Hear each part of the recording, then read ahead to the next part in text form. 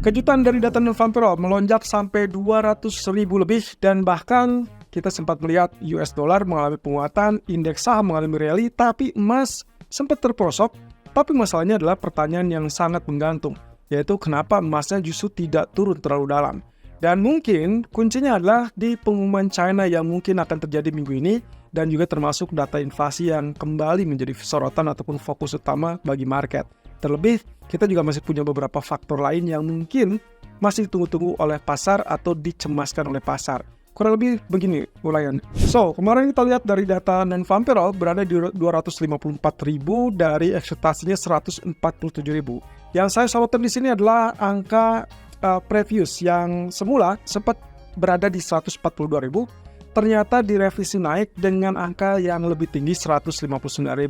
Jadi sebetulnya data bulan sebelumnya mengalami revisi naik itu saja sudah memberikan indikasi adanya penguatan dari data tenaga kerja ataupun lapangan pekerjaan.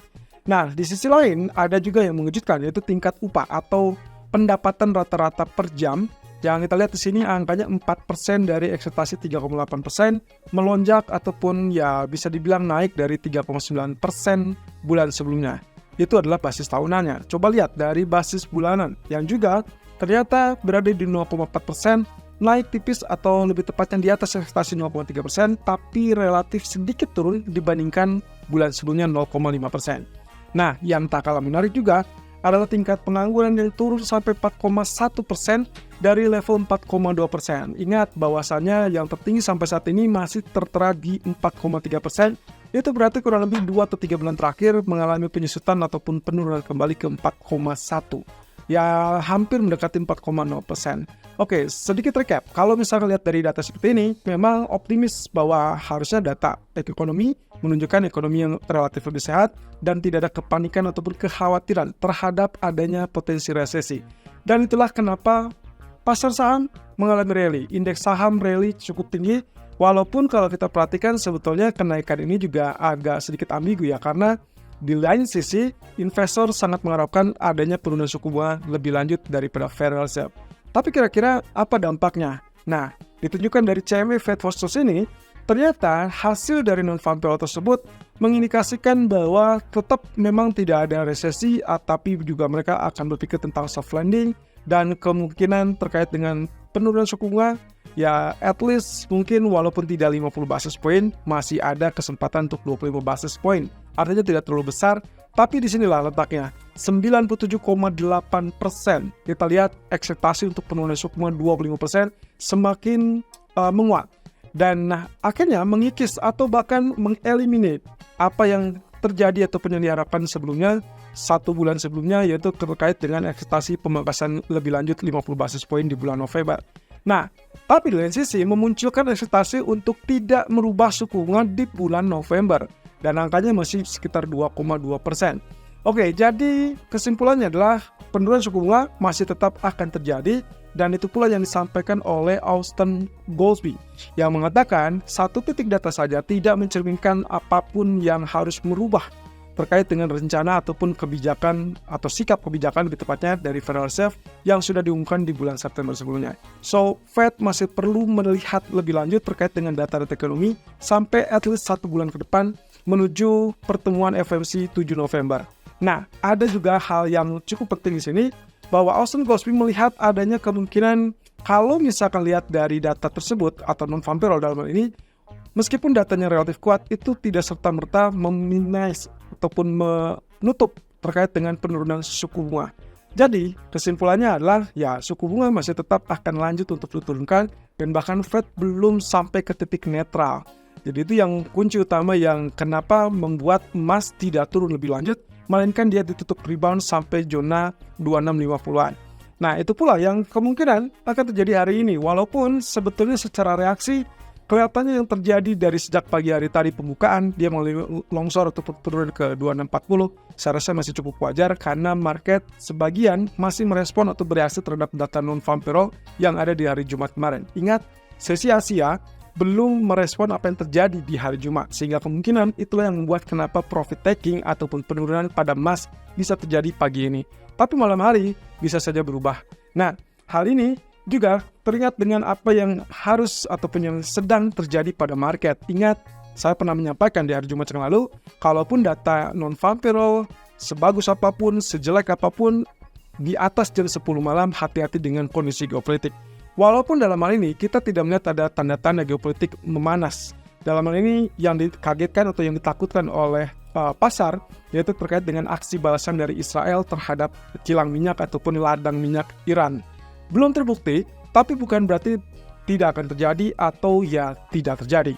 Memang saat ini tidak terjadi, tapi market masih mewaspadai kemungkinan terburuk.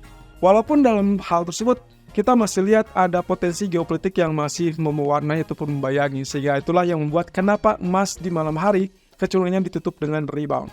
Nah, di sisi lain, harga minyak juga dipengaruhi oleh faktor lain, yaitu terkait dengan Arab Saudi yang menaikkan harga untuk pasar Asia, sementara untuk pasar Eropa ataupun Amerika cenderung diturunkan. Ya, imbasnya sebetulnya ini mix ya. Kalau kita lihat kategorinya, kenapa di Eropa diturunkan atau di Amerika diturunkan, mungkin dia akan melihat itu sebagai peluang untuk mencari pangsa pasar di Amerika ataupun di Eropa, mengingat tingkat permintaan di mereka itu masih relatif lebih baik. Sementara mungkin kalau kita lihat dari Asia, ya kita ketahui bersama belum ada muncul pertumbuhan permintaan yang signifikan. Walaupun ini mungkin bisa menjadi harapan, yaitu kaitannya kenapa dinaikkan, berarti ada harapan terkait dengan permintaan tersebut bisa pulih. Dengan catatan adanya stimulus dari China, dan itu yang akan kita lihat minggu ini kaitannya dengan harapan detail dari fiskal stimulus yang sudah dijanjikan bulan lalu bisa terrealisasi ataupun bisa diumumkan secara detail. Nah, itu pula yang harus diperhatikan bahwa kemungkinan stimulus tersebut baru akan diumumkan besok, mengingat hari ini China masih libur nasional. Jadi hati-hati teman-teman, minggu ini masih ada agenda yang terselubung dan juga masih dinantikan oleh market. Dan saya rasa dua hal ini, geopolitik ataupun bahkan stimulus China, bisa menjadi rambu-rambu ataupun pagar untuk emas berikutnya. Karena satu sisi, ya mereka sudah melihat dengan data pekerjaan Amerika yang solid, ya otomatis mereka hanya bisa melihat dari data inflasi berikutnya dan juga non-farm payroll berikutnya. Ya, titik besarnya adalah semua masih tetap wait and see dan semua hal masih bisa terjadi, termasuk penembusan di level 2700. Oke, Goldman Sachs mengupdate kemungkinan kalau kita lihat di sini kaitannya dengan stimulus tadi.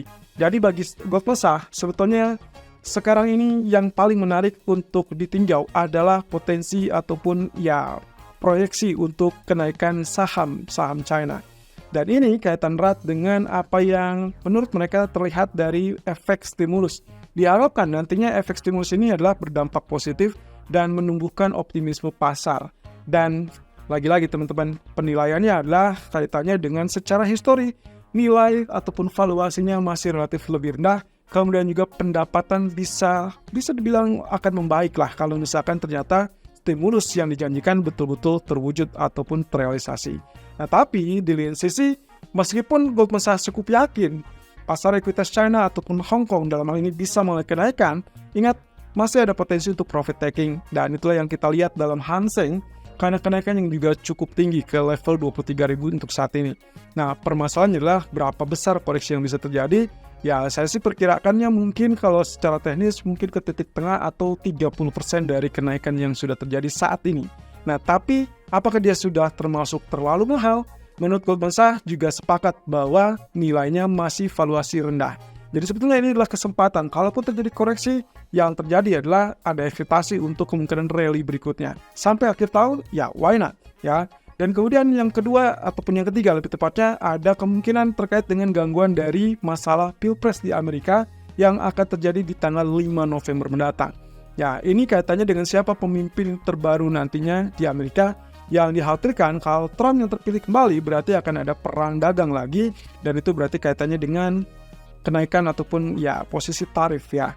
Dan kita melihat beberapa waktu yang lalu pernah terjadi permasalahan terkait dengan sektor teknologi, yaitu kaitannya dengan chips yang bisa dibilang diterbitkan ataupun dipublish oleh China. Ya, ini akan kembali menjadi permasalahan yang sangat krusial dan itulah yang akan membuat sisi negatifnya. Tapi secara keseluruhan, outlook untuk Hang Seng, outlook untuk pasar China atau indeks saham China sepertinya masih relatif menjanjikan dibandingkan kalau Anda lihat Dow Jones ataupun Nasdaq, ya kali ini bisa dibilang sudah sangat-sangat tinggi. Nah, ini adalah alternatif yang bisa dibilang sangat menarik untuk beberapa bulan ke depan jika Anda berpikir untuk masuk di indeks saham. Kemudian ternyata kabar baru terkait dengan cadangan emas China yang tidak berubah sama sekali, dan ini adalah kali kelima, 5 bulan berturut-turut dari sejak bulan Mei ya, dia tidak berubah, dan juga kita lihat angkanya kecenderungannya berada di level 72,8 juta troy ounce. Dan devisanya, cadangan devisa naik dari 3,288 menjadi 3,316 triliun. Dengan catatan ini kenaikannya dikarenakan ya harga emas yang relatif bergerak naik. Jadi sebetulnya balik lagi, ini adalah peringatan untuk teman-teman atau mengingatkan kembali, yang dimaksud dengan berhenti membeli bukan berarti mereka melepas atau menjual. Jadi China hanya mencari titik balik ataupun titik momentum yang lebih tepat untuk kembali melakukan pembelian lebih agresif. Untuk saat ini mungkin tidak terlihat, tapi mungkin beberapa waktu depan kita mungkin bisa melihat. Karena ini kaitannya dengan rencana stimulus ekonomi yang sangat besar yang dinilai oleh para pengamat sebagai bazooka. Jadi kita lihat ke depannya, apakah PBOC akan kembali melakukan secara aktif pembelian emas atau tidak. Nah, untuk yang harus diperhatikan minggu ini, berhubung nanti malam tidak ada data ekonomi dari Amerika, dan juga beberapa ekonomi saya lihat dari Inggris ataupun dari Jerman ataupun bahkan dari Eropa sendiri, sepertinya tidak terlalu mengikat, tidak terlalu signifikan, dan kita tidak lihat data-data dari China karena masih libur. Dan minggu ini berarti otomatis kita akan perhatikan 5 poin utama di sini yang saya rangkum. Pertama adalah stimulus yang kemungkinan akan diumumkan besok dengan harapan bahwa mereka akan memberikan detail lebih lugas, lebih luas lagi, dan angka yang lebih penting. Karena menurut Goldman Sachs, kalau ternyata angkanya lebih kecil atau tidak memuaskan market, maka kemungkinan Hang Seng akan rontok atau dalam hal ini terkoreksi turun dengan sangat tajam. Mengingat harganya pun sudah terlampau tinggi karena ekspektasi stimulus yang diumumkan 2 minggu lalu. Nah, yang kedua adalah terkait dengan FOMC meeting minutes. Hanya saja di sini saya perlu ingatkan, meeting minutes bukan berarti FOMC mengumumkan keputusan suku bunga, melainkan dia akan mengumumkan ataupun mempublish notulen rapat bulan September kemarin.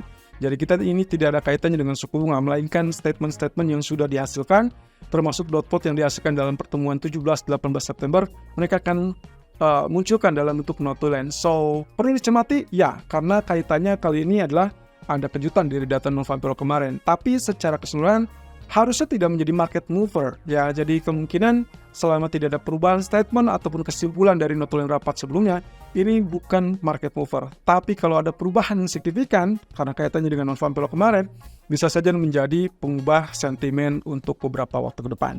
Kemudian yang ketiga adalah inflasi CPI dari Amerika dan juga Jerman.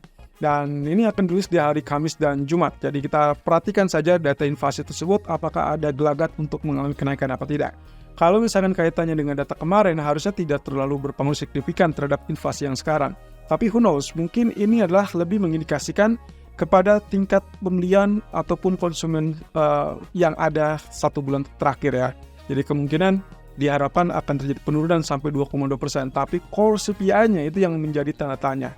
Kemudian ada Fed speakers, kali ini cukup ramai, cukup banyak selain Goolsbee di awal pekan kemarin ataupun di awal pekan ini. Kemungkinan kita akan lihat beberapa seperti Bowman, Bostic, dan juga para pejabat Fed lainnya. Kemudian juga yang terakhir adalah di hari Jumat, yaitu UK GDP. Dan ini kemungkinan akan memberikan indikasi apakah memang BOE kembali tertekan untuk melakukan penurunan suku bunga atau tidak. So, dari sekian banyak berita ekonomi, saya sih lebih menyimpulkan perhatikan saja dengan pengumuman stimulus dari China besok. Apakah mereka akan memberikan indikasi lebih detail atau kembali hanya kalimat. Kalau ternyata tidak realisasi, maka hasilnya adalah kebalikan dari apa yang kita bicarakan hari ini. Tapi data inflasi kemungkinan akan menjadi jembatan berikutnya. Walaupun saya tidak melihat ada perubahan signifikan, tapi ya minggu ini mungkin ada beberapa pengecualian yaitu kaitannya dengan profit taking dari beberapa market. Dan kita lihat di grafik nanti sore.